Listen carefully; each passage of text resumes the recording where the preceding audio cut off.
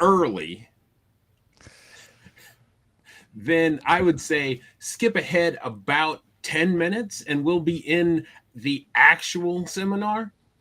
The cool thing is we're doing the behind the scenes work now. So if you want to pay attention and see who we are, what we do, how we act, and what kind of bad dad jokes that I tell, stick around. But if you want to get past that, you can get right into Yeah. crafting a winning story with me, Kory May, and him, Daniel Andrew Boyd. We'll talk to you in about 10 minutes for real.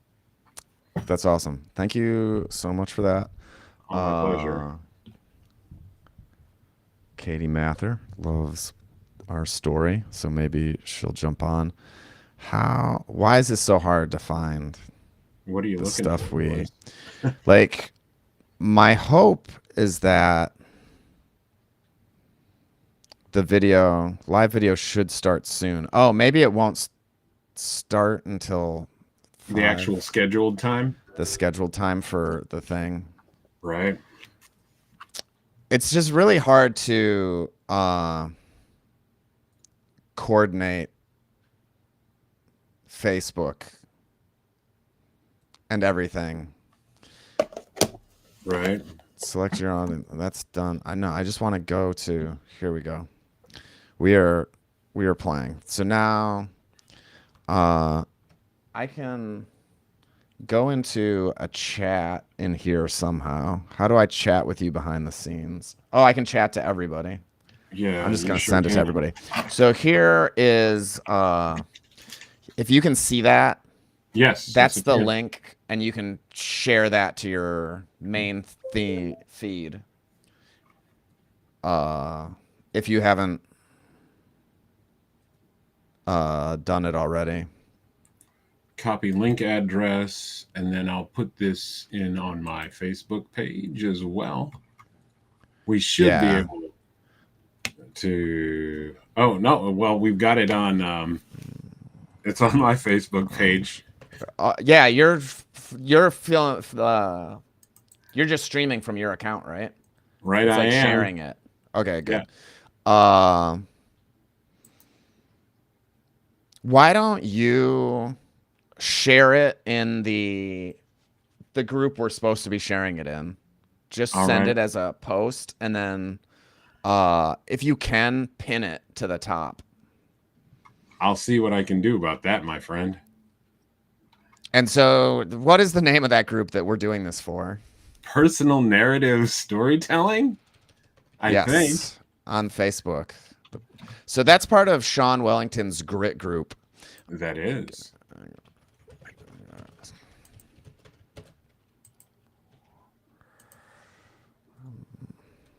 I'm just dropping this in here.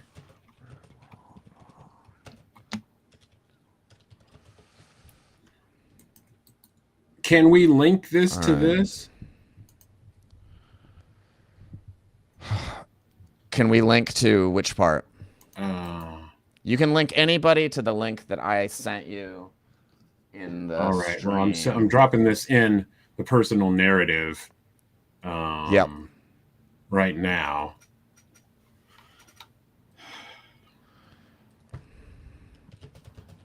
This is wild. All right. Let's see what happens. Uh, We got 3 minutes to go. is there a way to get it to post on Instagram? Can I put it? Can I create a story on create post live video? No. Huh. I wonder. I don't know. I can't get it there. So I wonder if we can do this, stream this to TikTok. yeah, but I don't have a TikTok. I You do. can you can set it up to your TikTok. It is I'm pretty sure that you can send it to 3 of your places. I got to Where's my find out. phone? Do I I have gotta to run. leave? Grab my phone. Oh, here it Okay. is. I'm back. Settings, audio, virtual background, shortcuts.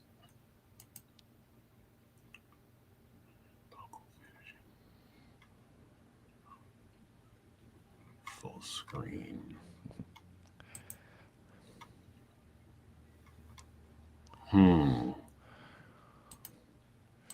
not sure exactly how I would get this over to TikTok because I haven't done a live TikTok before.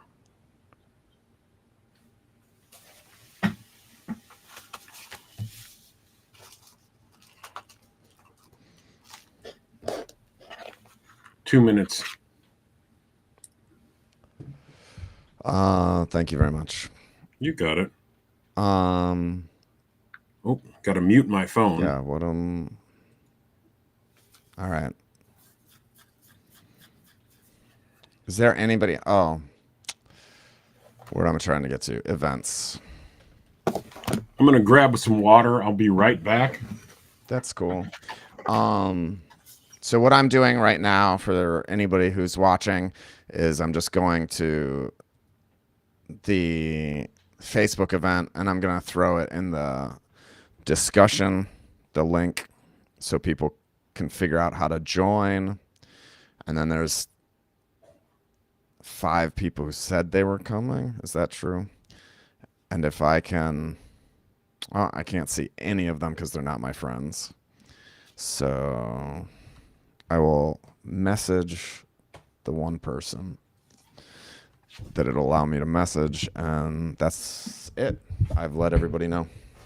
I should also get water, to tell you the truth. Please do. 1 minute, 60 seconds.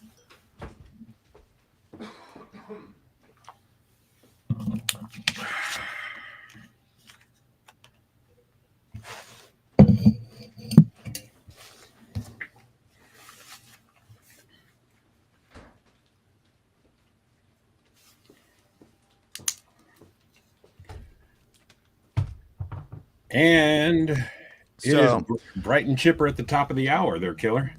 All right. So one of the things that we are doing here is I've done a couple of these, what would you call it? Workshops for this Grit Group channel. And it's a group of storytellers. We've got 2,000 members, but like any sort of group, there's only so much interaction because people don't post that much, or if they post things, they only post ads. So Kory and I have been tasked to come in and sort of clean it up. A lot of people, hey Susan, nice to see you.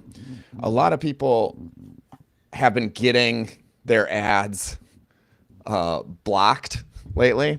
So I just want to reiterate, we're not going to be posting any ads in the storytelling group. There are tons of places where you can promote the things that you're working on. But what we want this group to be, sort of our long-term vision, is a place that you come and show videos of your stories. All the other Facebook groups about storytelling are either writers groups or they're groups that plug live events, but they never really do stuff inside the group. We want this group to be a place where you come and you actually work on things with people inside the group.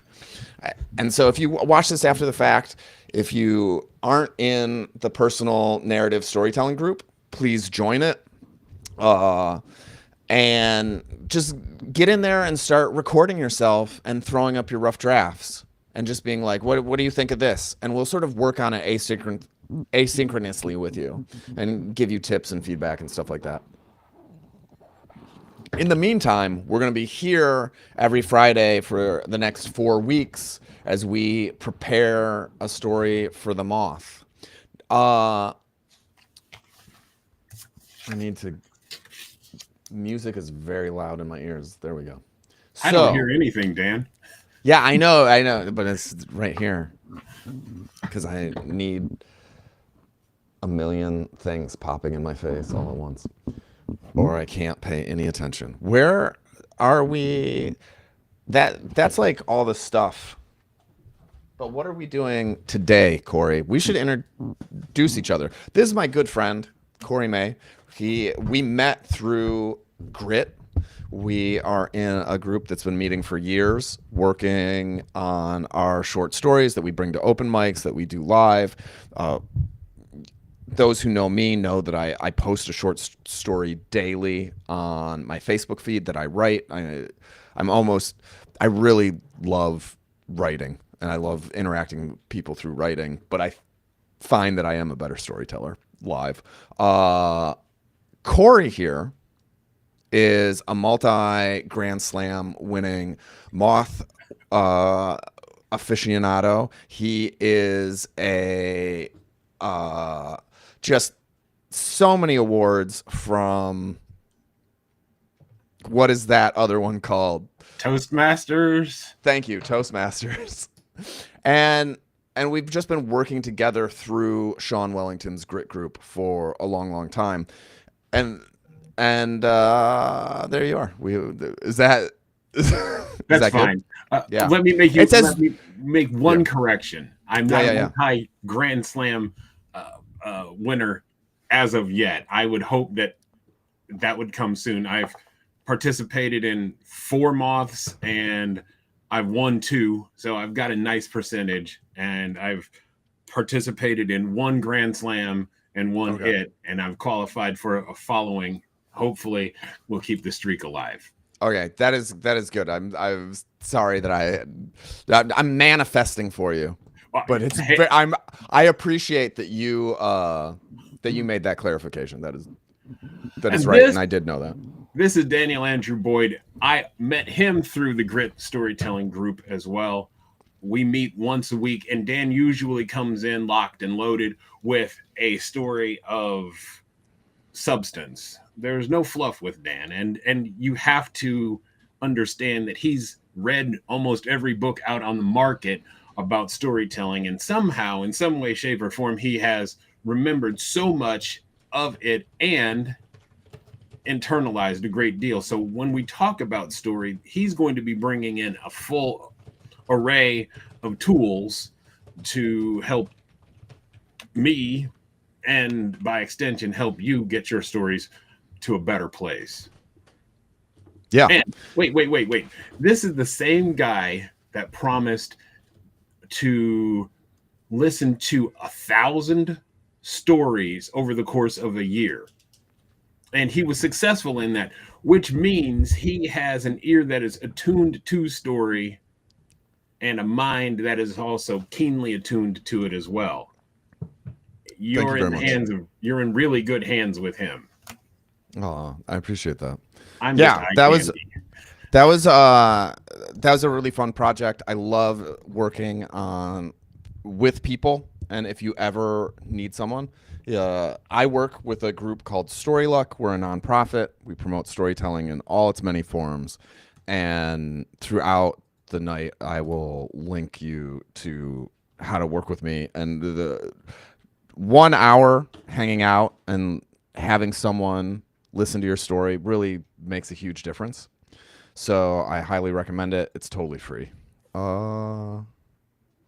Yeah, I appreciate you calling that out, because I sometimes forget that I do that. True. Dun, dun, dun. So where are we? Good. So are you in the group right now? No, I am not. I can be. I can jump on over there for a hot second. All right. And you know what? I actually have the capacity. Go ahead. Yeah. So because if we scroll down here, I asked people to give us some. Here we go. Here it is. Can I link directly to this? Yeah, if I link to this, I think for those who are watching who might not be in the group, I'm going to send a link out to everybody. If you aren't a member of this group, you can join through that link that I just sent out in chat. And here's where we announced that we were doing this. It's going to be 4 weeks. You're going to see us start with sort of no idea what we're going to do, work on it over the week, come back, discuss with each other, come back and repeat. And you can sort of see how important that drafting process is and how much the story changes over time. Thank you to all the new people who are showing up. If you are in chat, I would love it to just say hello. And we're going to try to keep this as entertaining as possible while mostly working on our own stuff.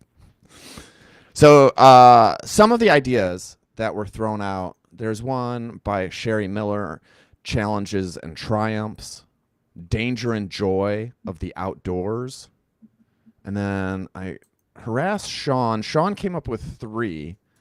If I could go back, what they didn't understand, and the weirdest, coolest thing. So those are good ones. Let me also pull up the ones that are in for the Moth: Reset, Happy Accidents, and Love Hurts. Yeah. So one of the things about the Moth that I feel, and you can give me pushback or agree with this, is that they choose such crazy broad prompts that for me, sometimes I just swim. I find it difficult because they're so broad. And what you'll see a lot of times is they're so broad that people bring anything. Hey, Anna, good to see you. And yeah, they're so broad that people will bring anything and they'll just sort of shoehorn it in. Like, oh yeah, of course it's about a reset. You know, it's sort of like any story you listen to is like, where's the reset? You can find it if you're in the audience. Yeah. So yeah, do you have any pushback for that? Or do you just agree with me? I think they cast a wide umbrella or a wide net to capture as much of someone's imagination as they can, right? I personally like to have my story not so shoehorned. If it's going to be adjacent, it needs to be blatantly adjacent. Or if it's right there, it's meaty enough so that I don't have to actually say, oh, this is a reset. You know it because of the plot, the conflict, the action, the dialogue, all the scenes. You know it's set in that sphere. Yeah, and so like what you're talking about as like if you get picked as a judge or what you think most people are looking for, sometimes you kind of get dinged if you're too on the nose, and then sometimes you get dinged by judges if you're like too far afield, where you're like stretching for the connection. Right. There is a sweet spot for I mean, you can be right on the nose, and in the competitions that I've been, I've never seen someone get really dinged for being right on the nose. Okay. But what I have seen at times are really great story, but it is so far removed that it's so many intuitive leaps and so much shoe polish in order to shine, in order to shoehorn it in, that you're like, really good story, but this wasn't the right theme. Right. This wasn't the venue for that story. Right. Yeah. Okay. So I want us to choose this week from the ones that were suggested from the group. And then I want us to work it in the Moth theme after. That's what I'm gonna do. What do you think about that? Well, let's try. Let's see we're throwing stuff at the wall and seeing what sticks, right? And there might very well be a wonderful intersection. I'm thinking of a Venn diagram where there is a place where both of these or some of these themes work together. All right. So do any of these call to you? If I could go back, what they didn't understand, the weirdest, coolest thing, keep them coming, challenges and triumphs,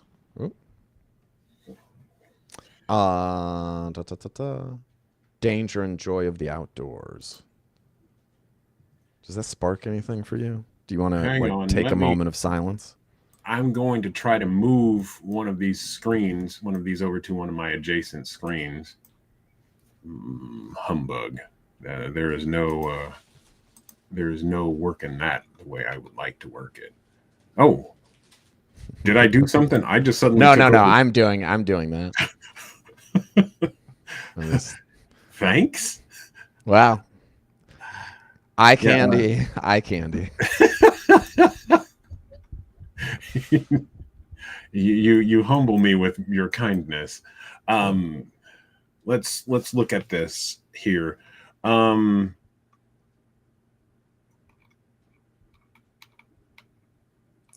Those ideas we had here, looking at these answers. Yeah. If I could go back, if I could go back goes well with reset. Sure. Sure. But Happy do you have? accidents and love hurts, challenges and triumphs goes with all of them. Yeah. Let's see. But do you have a story? Well, so wait before, because Yeah. now we're getting into technique here, and I just. let Oh, me okay. start, because what I do in moments like this Yeah. is there's one thing that's organic, and then there's another one that I would use AI for, and that might not be the coolest thing or the kosher thing. Is what I want is when I'm in this space, I'm really interested in the what are the outer boundaries of these subject matters. And if there's 10 different topics, then guess what? There's going to be 2 or 3 in those 10 different topics based on the list that I might get from AI that I'd be like, oh, that makes perfect sense. Oh, didn't think about that. Oh, I forgot that. And use those as sparks for a creative story. I almost never have a story just ready to go. I usually have to tease out a memory or something. Yeah. And Yeah. in that moment, then I'm like, oh, here we go. Now, the other technique that I often use is I that's the logical way. The artificial intelligence for AI, like Chat Yeah. GPT or Yeah. So he'll put Microsoft these prompts Copilot. in, and he'll make a prompt that. So it'll be like if it was like if I could go back, you would write. If I could go back is a prompt for a moth or a storytelling slam. What are some memories or some childhood events that correlate with I could go back? You know, Right, give me 10 that you think most people have, and then it'll give you a list of 10, and you can sort of double check, like, do I have any of those memories? right. And sometimes it's not that you have the memory, but it's the But it absence jogs of a that different one. memory. Yeah, it's the absence of that memory that makes you go, wait a second. I don't have that memory, but I do have something similar, or this sparks All my right. curiosity. And So, right now, we're looking for a place to plant our feet. all right. Do you want to? I'm gonna have you go ahead and go to your AI of choice and do that, and I'm gonna talk a little bit about one that cropped up for me. Sounds cool to And me. and then you can do a share screen once you get it and put in the prompt, and we can see what came out. We can throw it into chat. From your mouth to God's ears on that. I hope that I will be able to do that. Yeah. Okay. So the one of these that called to me because I saw these I don't know 3 days ago when they popped up is this the weirdest coolest thing, and I wrote like a germ of it down. There's this one time where I was in Columbus, Ohio, and I was with a bunch of friends. We were downtown, and we were there for some event. And I think there were like competing events. I have like a very vague but like vivid memory. We go down this alley because we like hear music, and we're just like, oh, we're gonna music is a Pied Piper, and we head over to it. And we head over to the music, and in this alley is a guy. It's like two or three dudes in hazmat suits, and they are filling pig bladders with helium, and they're just like blown up. And they're like giant balloons, like sort of like you can buy them. Those like they're not made out of they're made out of like straight up rubber. You know, you can buy from a happy birthday store, like a giant, like that's how they were. They really got bigger than a normal balloon. And they were all veiny and you could see through them, and it was disturbing and bizarre and wondrous. And there was this music playing, and I remember like construction noises behind that, and they had spotlights set up, and they were sort of directing traffic and moving them around and trying to make them sort of dance to the music that was playing. And I don't know how many they ended up putting up, but it was like mesmerizing and strange. And that's just a scene. I think it would be interesting to create that in color, get all the senses in. But what I didn't come up with was like that fits for me the weirdest, coolest thing. But Right. I never got to the point where I was like, where's the conflict? Where are the acts? Well, where do I go with that if I just have that? And I was kind of hoping saying it out loud would answer those questions, but it didn't. Well, so for me, I would want to know what came before and what came after. So if you saw the pig bladders being blown up with helium, so what happened afterwards? I want to understand. Um, I want to understand where you were coming from in such a way that you've given me the description. You've told me that they were bigger than regular sized balloons, but at the same time, I'm curious as to know, did they behave differently than balloons? Did you get hit by one? Did you pull one down out of the sky and suck the helium out of it and feel weird in terms of Right, the talk funny. talk funny Yeah. and understand the sensation uh, uh, difference between a regular rubber balloon and the No. pig bladder. No, I just watched. I watched it as though I was in like an art gallery, and we were there for maybe 10 minutes, and then we just went on our way. That was it. All right, where are you at with your prompt? So Has what this happened? I'm not sure. I will see if I can share my screen. Okay. Let's see here. That's not that one. Let's look at this one here. Oh, here. This is what I was looking for. Look at that. Oh. Well, I'll tell you what I did. Okay. My prompt was more along the lines of this. Reflecting on if I could go back. No, with the theme of reset, show me common emotions based on if I could go back. So Okay. what this did was pull up emotions related to if I could go back. Nostalgia, a bittersweet longing for the past, often mixed with happiness for cherished memories.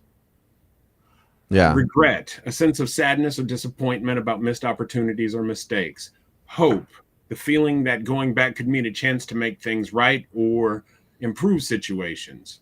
remorse, deep guilt or regret, yearning, gratitude, curiosity, peace.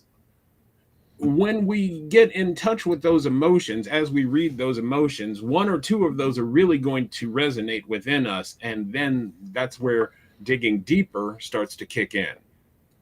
Where was a time that I felt this kind of nostalgia? Or if I could go back, for me, one right now is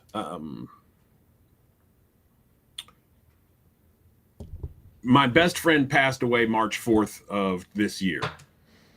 And if I could do a reset, I would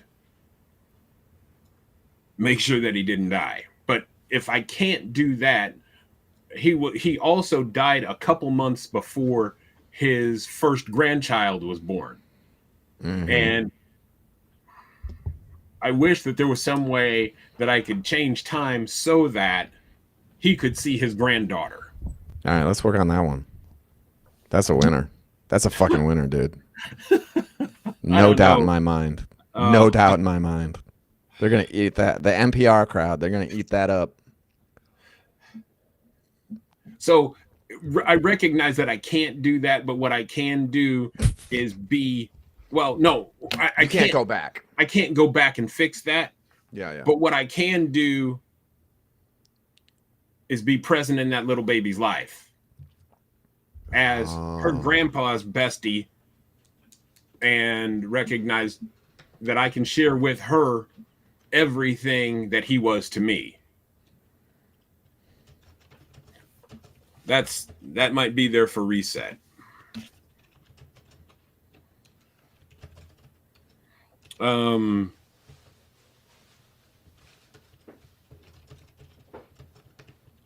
Also, I mean, anytime we talk about regret, it will almost perfectly fit in any category, just because that's a universal emotion.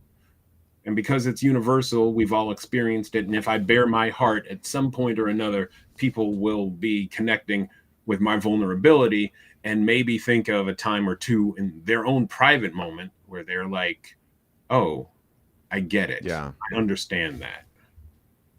All right. Whatever. We got it. We got it. Let's craft this thing for you. I like beating the horse. Yeah.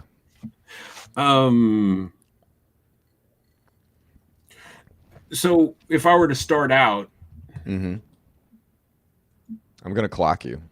Oh, geez. So what exactly do you want to are you wanting me to try to do a story right now? Yeah, that's what I think. Oh, cheese and crackers.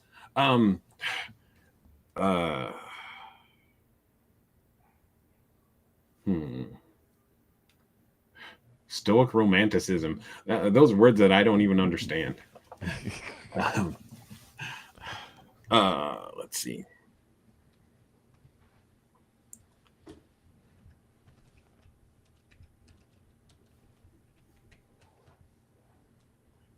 It was in the days after my best friend Dave passed away that we got a letter. My children and I, all 5 of my kids and I, got a letter. And it was a request for our names, addresses, and social security numbers. And I didn't quite understand what that was for, but I get the information and I send it on to the executor. It is in that moment that I find out that my children and I, are included in my late friend Dave's will. We're going to receive some money. But the thing that's most amazing is that Dave included my children in his will. Now, Dave is the kind of guy that, because my kids are important to me, and he was the godfather to all 5 of my children, he included them in his will. There's a flurry of thank you notes that are sent from me to his widow and family. And I ride herd on my children to make sure that the letters are also, those thank you notes are also sent. What I also find out soon therein is that Dave's daughter is late into her pregnancy, and we don't know when she's going to arrive. That's Dave's granddaughter. But I vow that what I'm going to do is be Dave's surrogate in this moment. I can't be Dave, but I can reflect who Dave is, who Dave was, and what Dave's hopes were because I spent a lot of time with him. Now, Dave was a tough guy. He was physically strong until he wasn't. He had 4 types of cancer and he survived. And when I asked Dave, how do you do that, including a bone marrow transplant and a kidney transplant? He said, Kory, I'm particularly hard to kill. And while that made me laugh, I understand that I'm now in charge of a part of his legacy. Now, I haven't met the little tot yet, but it's my intention to tell her the stories of who her grandpa was. And as he cared for my children, I will make sure that I care for his grandchild. Something like that. Yeah, yeah. That's a good start. 2 minutes, 50 seconds for that. What I need to do is I need to think about the approach and see if I can distill this down to 99 seconds. Oh, So that's where you're starting? well, the whole point of it is this, Dan. So for those of you in the audience who may also be watching this on the replay, Dan and I belong to Grit, True Stories That Matter, and Sean Wellington, our fearless leader, often will have a 99-second story slam, and you are supposed to tell a whole story in 99 seconds. My feeling is this: if I can distill the principal elements of this story in 99 seconds, then 6 minutes is going to be an absolute piece of cake. That's so interesting. The whole intention is to distill it down to its basic elements. Can I tell this story in 99 seconds? Once I have that, it's cake. I like that. That seems like the harder way to go. I've never done it. Where you start, you have the germ that you just gave to us, and then you're immediately like, I'm cutting all the fat. Right. Like I always go bigger, more, and then go back for the 99. And so I'm excited to try this technique where I go straight for the 99. Think about it like this. We're going to use a Koryism. You're dehydrating the story. Yeah. And once you've dehydrated the story, you can add the water and it'll come back out to its full size. Mm-hmm. Mm-hmm. And there's all the, you can add all the other things that you want to it, because you know where the story arc is, where it begins, where it ends.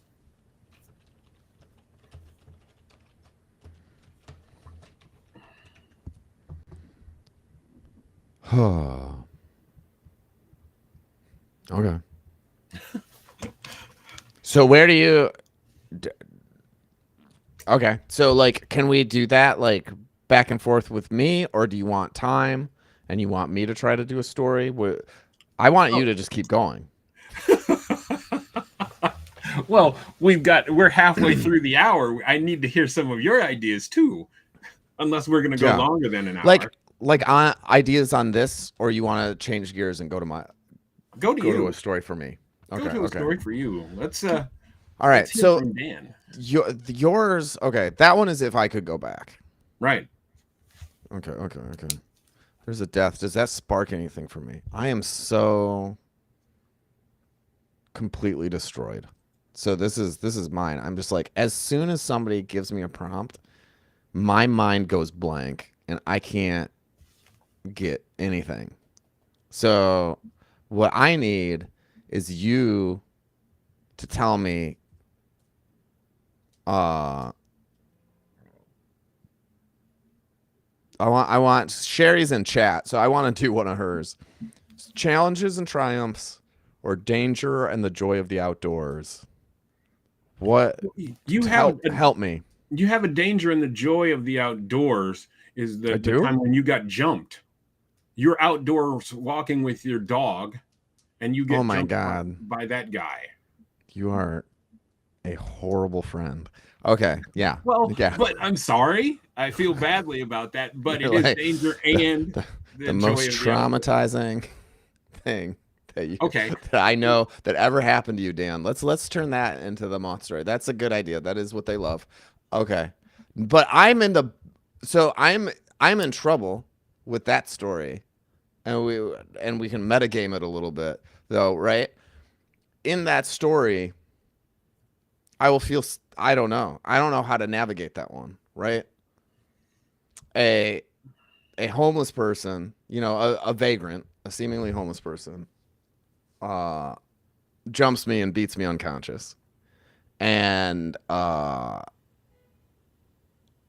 it's just a really hard thing to do to not paint that person for me as a villain, Okay. and So, that doesn't look good. And so like that's a very and like, but that is my sort of truth and reality. so let's take that one. So you're dealing with the aftermath of you wanting justice and or you wanting yeah, you want justice in this circumstance and the Chicago PD are impersonal and callous to you. That to Mm-hmm. me is you don't have to talk in great detail about the crime, but that particular crime, but you can talk about you're navigating through the system as criminal because they didn't care for you as a human being. You were dehumanized by the process. Hmm. Hmm. And it's There might be a a way into it. Just like I just bag on the police. well, but you remember, and if I'm remembering your story correctly, Mm. that you wanted them to do something and they were like, good luck, buddy, we're not going to find him, or um Yeah, yeah, yeah, yeah. the Okay. indifference, the seeming indifference of the system makes you frustrated. Yeah. And I think if we focus on that, there's a lot of empathy in terms of that, without demonizing uh, specific individuals. There's a process that can be Yeah. pointed to and say it's not working. Yeah. Well, I'll give that a go. It'll be hard for me because I just want to be like the scumbag beat me up. But let me give it a try. I'll throw on a clock for myself and we'll see. I had just come to. I wasn't unconscious for very long. I blacked out for maybe 2 or 3 seconds, and a stranger came and helped me. He stood between me and the guy who was beating me up, and we called the police. And we waited and we waited, and eventually we saw them, and they saw us, and we waved them, and we were like, "Come over, come over." And then they got back in their car and they left. And I'm like, well, that's the Chicago PD. And me and this guy who sort of saved my life are walking away. And he's like, don't worry about it, man. That guy's crazy. And it's just a thing that happened. And you can't let this ruin your day. Uh, and he leaves. He parts ways with me. And I think, no, fuck that. I know where the cops hang out. They hang out at this restaurant just like down the street.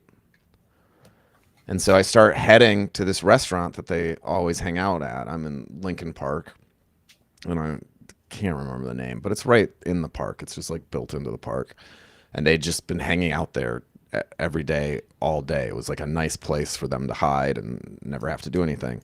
So as soon as they see me coming, the dude starts to pull out of the little circular cul-de-sac where he would park and hide. And I just am so livid because he freaking knows what's up. And I just jump into the street and I'm like, no, motherfucker, you are not leaving. You are not leaving. And so you just see in the car this giant, giant sigh.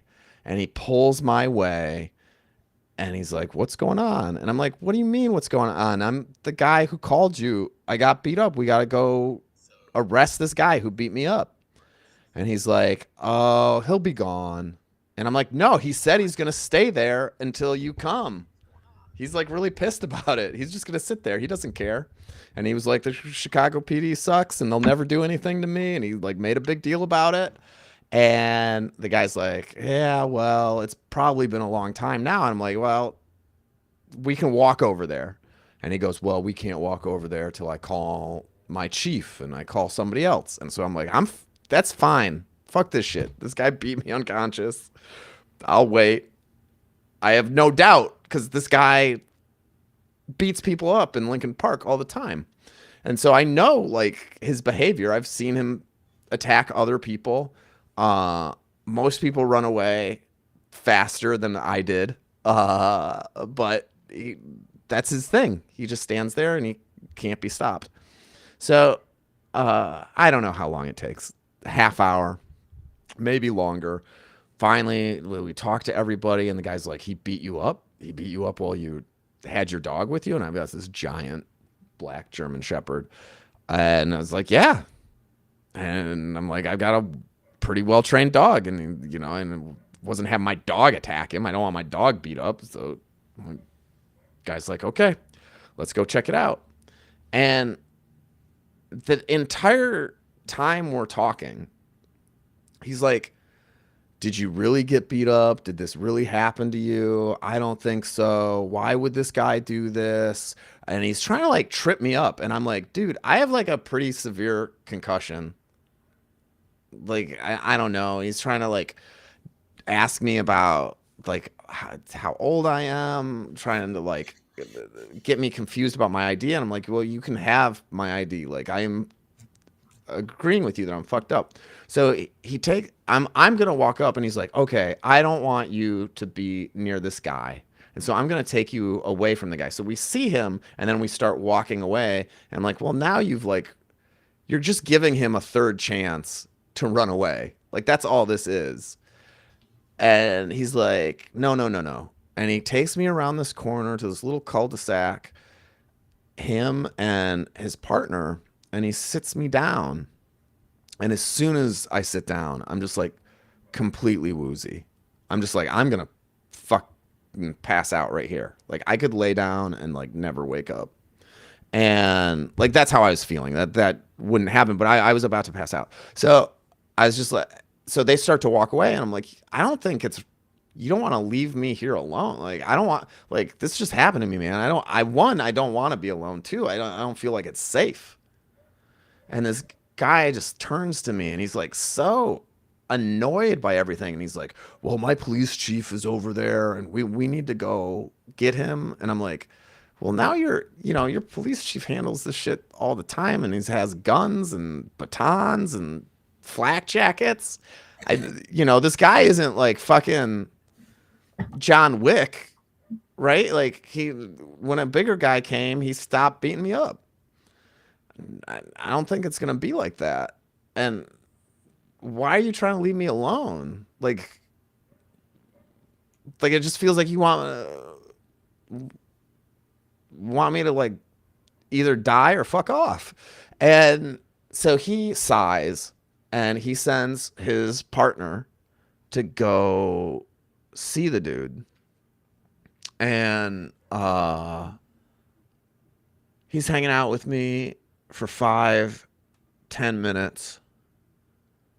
And then he's just like, dude, this is too boring. And he just leaves. And so I'm just sitting there and he's like, I'll be back. And I don't know how long I'm there. that's a blank to me. He eventually comes back. Um,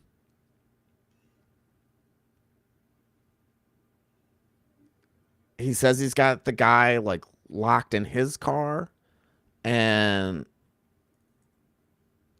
I'm like, I don't feel fit. Like, I don't live that far away. Can you just like get me to my apartment? And he walks me not like halfway there, and on the way, I'm just like, am I acting insane? Like, what's it like? Like, you must see this all the time. Like, am I acting like someone who didn't get the shit kicked out of them? Like, is it? And he's like, it's always different. It's always different. And he's like, how many times do you hit you? And I'm like, I tell him again.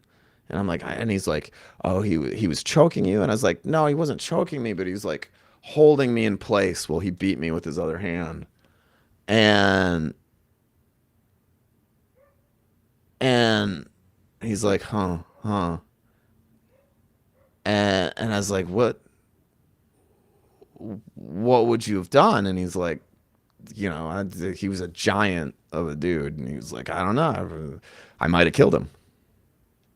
If it was like in my neighborhood, like I can't be seen getting beat up. And I'm like, well, that those sorts of things cross my mind, but I was just like so shocked and confused by the violence that was happening.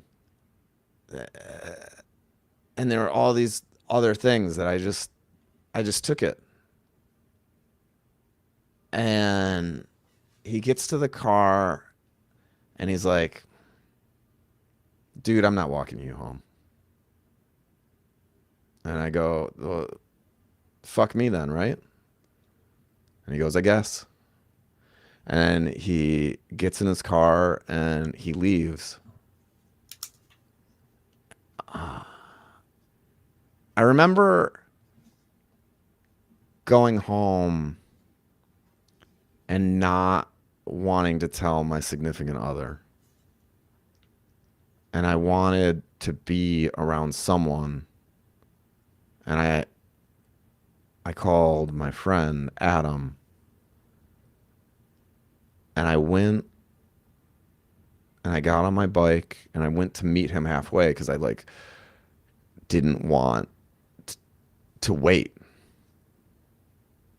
And I don't remember anything. That's like a total blank. I went to go see him, but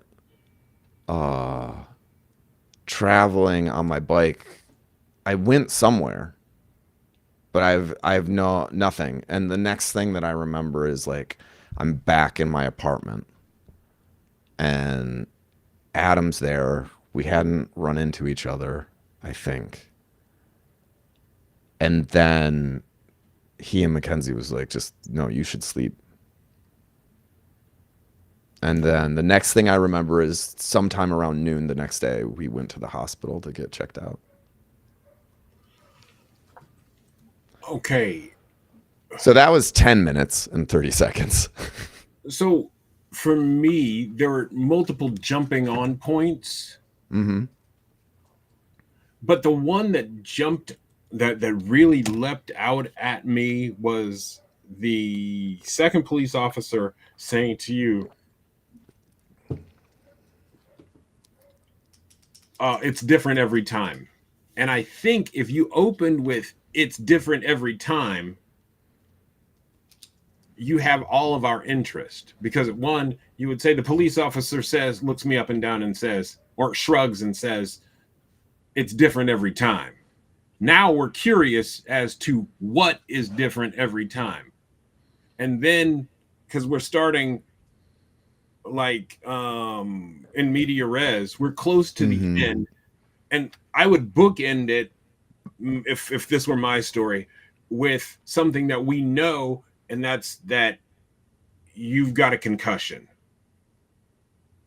And so that you blank out and you can say, I don't remember anything after that. There's at some point or another that has to be in there, and then you can talk about the indifference of the system, the concussion, whatever.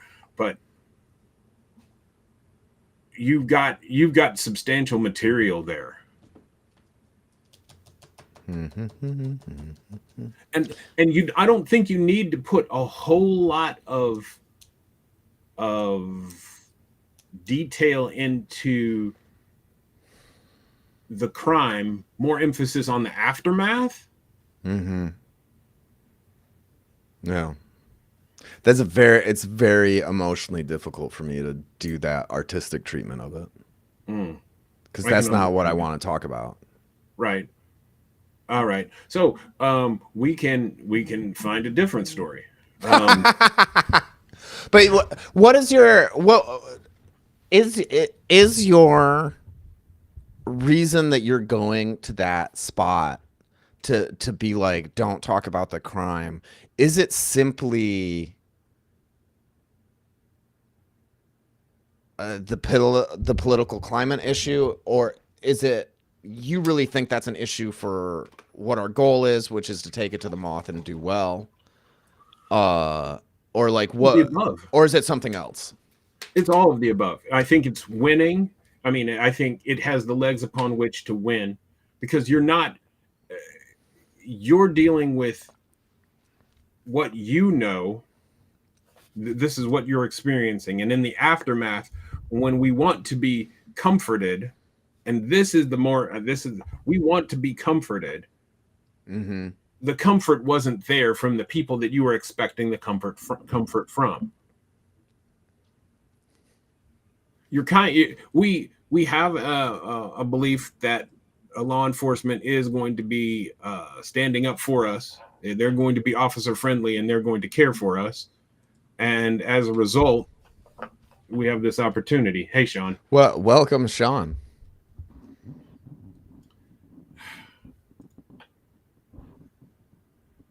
Are you gonna? I should have warned you before I threw you on camera. I didn't see you pop in. So, in intervening time, so that we don't have a whole bunch of dead space. Okay. Yeah. I think it would be interesting to have it just that whole conversation of it's different every time, and then you can start to unravel the spool from there. Yeah. I think that there's an artistic angle to that. Okay. Or I mean, what was Sherry's prompt again? Sherry has challenges and triumphs and danger and joy of the outdoors, and something. Yeah.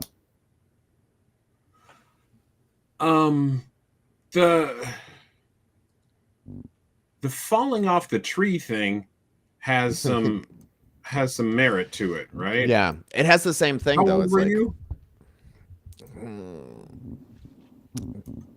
I think it was third grade.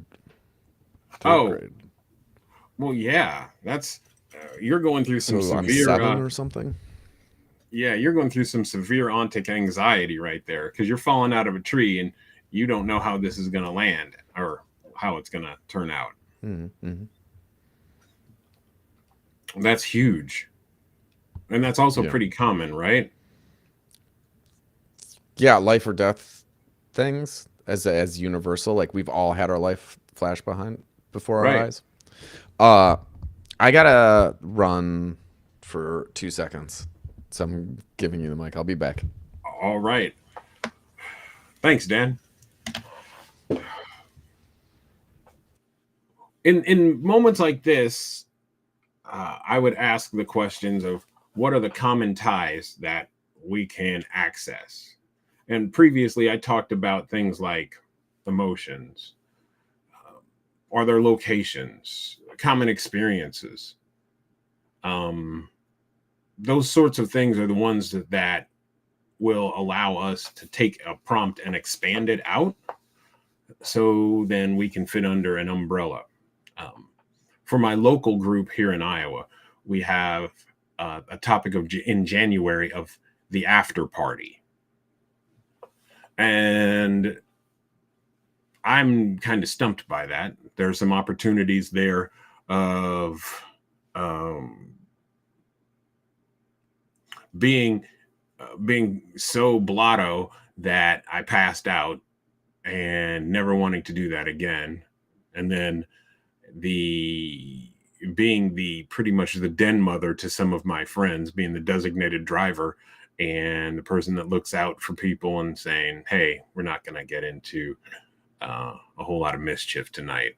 That might be something that I will look at for the after party. There might be the person that I'm hanging out with the host and cleaning up afterwards, wondering how did they get this stuff? How are we going to get this all put away? And kind of like that scene from Risky Business way back in the 80s. There you go. Dan is back. And look at those lovely baby blues. Huh? That's legit. Okay. Is Sean still hanging out with us?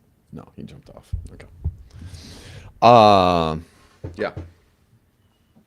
All right. So the one thing I'm gonna say is that for me, that story is in that version. Like the theme of it is cops aren't your friends, and your friends are your friends, and strangers are your friends. And there's something in there about, like, if you're looking for people to come to your aid, the people in Chicago like have your back. Right. It could also be that the process is impersonal, and switch the difference between, have the contrast between an impersonal process and personal feelings or personal responsibility. I don't know. I'm trying not to use buzzwords, but the process was impersonal. Mm-hmm.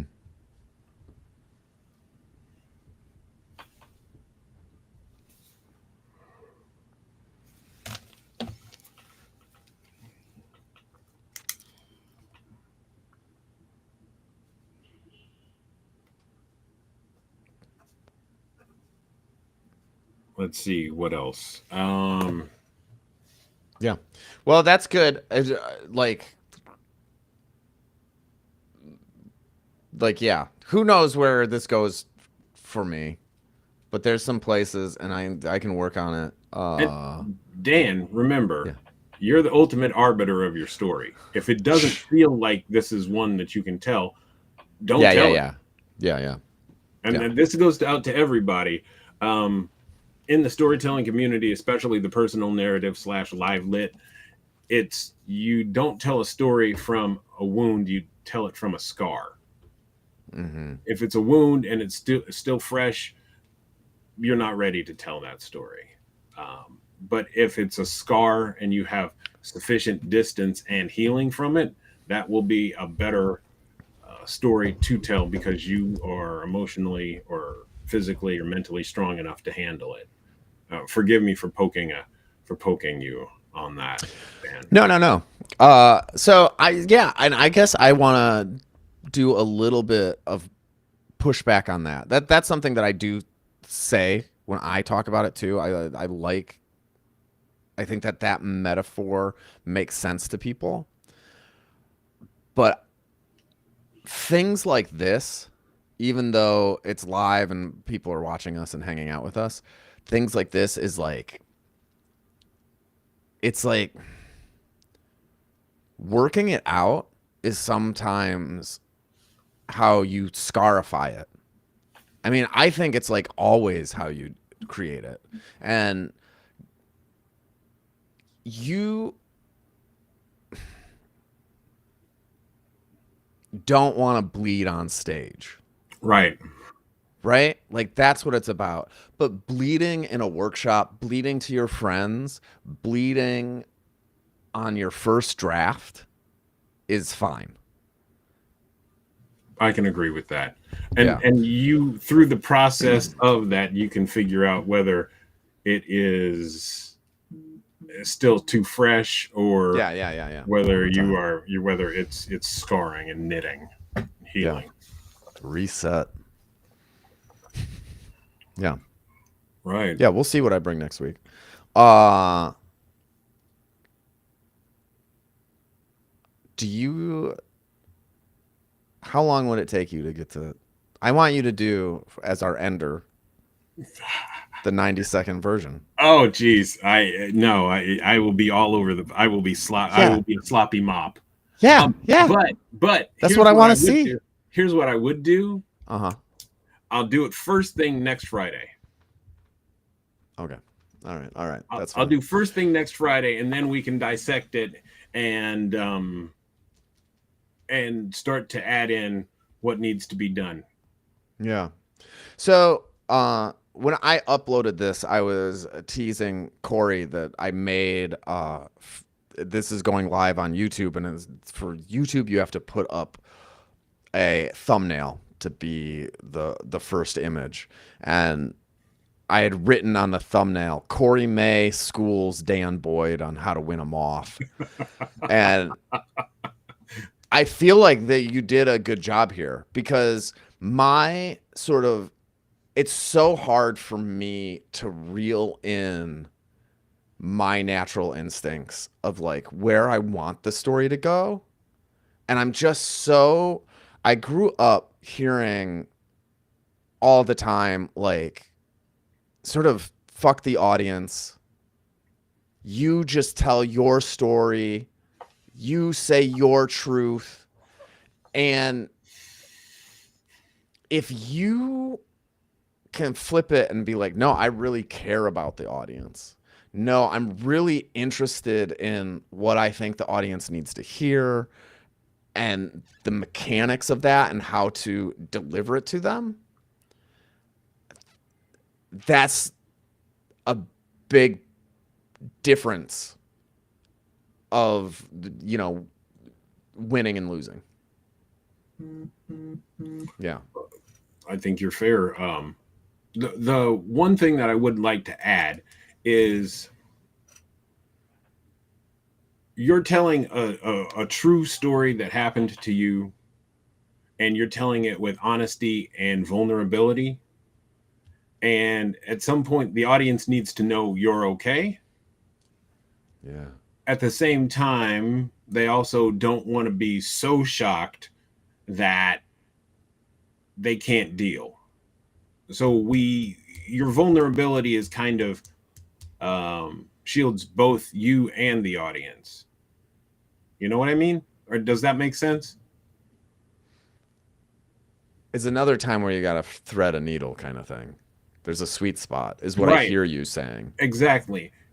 If everyone looks at you and says, "Oh my gosh, Daniel Andrew Boyd, the poor little lamb, I don't know how he's going to get through it," and then all of their attention is turned to caring for you as opposed to seeing you as Caring for them, right? someone It's who, a yes, and survived. right, that your Yeah. survival is possible, and anyone who has gone through a similar event and also been traumatized by the process, you can survive the process. And how here's what brought me to this place. Excellent. That is an awesome place for us to end this session. We will see you next week and be working on the story in our Facebook feeds. If you don't follow Kory, please look him up, Kory May, on Facebook and Twitter. And we'll see you next week, this time, 7 o'clock, and we'll hang out and we'll show how far this has come. All Bye, right, everybody. bye everybody.